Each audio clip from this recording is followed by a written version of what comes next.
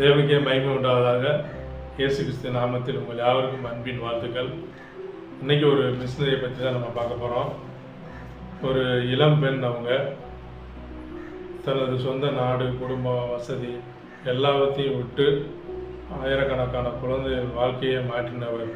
55 ஆண்டுகள் இந்தியாவில் உள்ள சேவை செய்து அந்த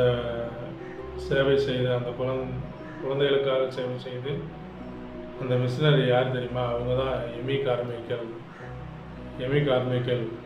1867ஆம் ஆண்டு அயர்லாந்தில் பிறந்தார். சிறு வயதிலிருந்து இயேசுவை நேசித்தார். மற்றவர்களுக்காக அதிகம் உதவ வேண்டும் என்ற ஒரு எண்ணம் அதிகமாக இருந்துச்சு.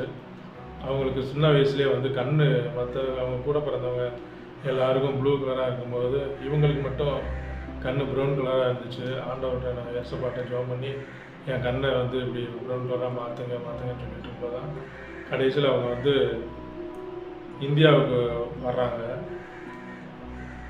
இளம் வயதிலே ஏழைகளுக்கு சேவை செய்ய ஆரம்பிச்சிட்டாங்க.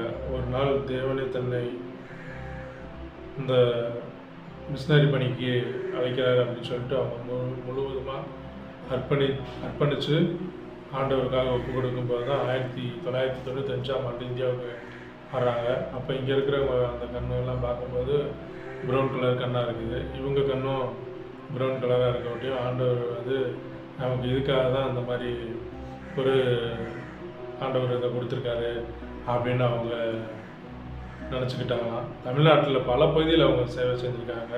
பல குழந்தைகளுடைய வறுமை, அடிமைத்தனம் மற்றும் சமூக அநீதிகளால் பாதிக்கப்பட்டிருந்தாங்க. அந்த குழந்தைகள் எல்லாவற்றையும் எமி கார்மைக்கேல் பார்த்தபோது அவங்களுடைய இதயம் உடைந்தது.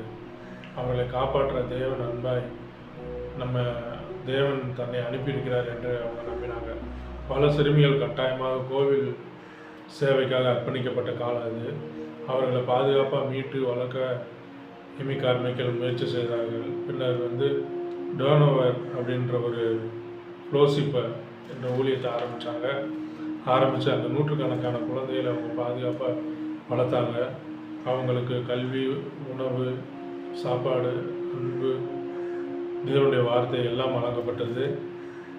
அந்த குழந்தைகள் அவங்கள அம்மான்னு தான் கூப்பிடுவாங்களாம். அவருடைய ஊழியம் அவ்வளோ ரொம்ப ஈஸியாகலாம் இருக்கலை. எதிர்ப்புகள், நோய்கள், பொருளாதார சவால்கள் என பல பிரச்சனைகள் இருந்துச்சு. ஒரு தடவை ஒரு ஆக்சிடெண்ட்டில் அவங்க சுத்தமாக வாழ்நாள் முழுவதும் எந்திரிக்க முடியாத ஒரு சூழ்நிலை ஆகிட்டாங்க. இருந்தாலும் அவங்க ஊழியத்தை நிறுத்தலை. படுக்கையில் இருந்தபடியே அவங்க புத்தகங்களை எழுதி மக்களை இன்னும் அதிகமாக ஊக்கப்படுத்தினாங்க. தேவனுடைய அன்பு ஒருபோதும் தோல்வி அடையாது அப்படிங்கிற அந்த நம்பிக்கையோடு அவங்க வாழ்ந்தாங்க. 1951ஆம் ஆண்டு எமி கார்மைக்கேல் கர்த்தருக்குள் நித்திரை அடைந்தாங்க. ஆனாலும் அவர் தொடங்கிய ஊழியம் இன்றும் தொடர்கிறது. ஆயிரக்கணக்கான குழந்தைகளின் வாழ்க்கையை மாற்றின இந்த மிஷினரி நமக்கு ஒரு உண்மையை கற்றுக் கொடுக்குது. அது என்னன்னா, தேவனுக்கு உங்களை முழுமையாக ஒப்பு கொடுத்தால் அவர் உங்கள் வாழ்க்கையின் மூலம் எண்ணற்ற மக்களை ஆசீர்வதிக்க முடியும் அப்படிங்கிற ஒரு உண்மையை ஒப்பு கொடுக்கணும். ஒரு உண்மையை நமக்கு சொல்கிறாங்க. இயேசுவுக்காக வாழ்ந்த ஒரு வாழ்க்கை மரணத்துக்கு பிறகும் பேசிக்கொண்டே இருக்கும்.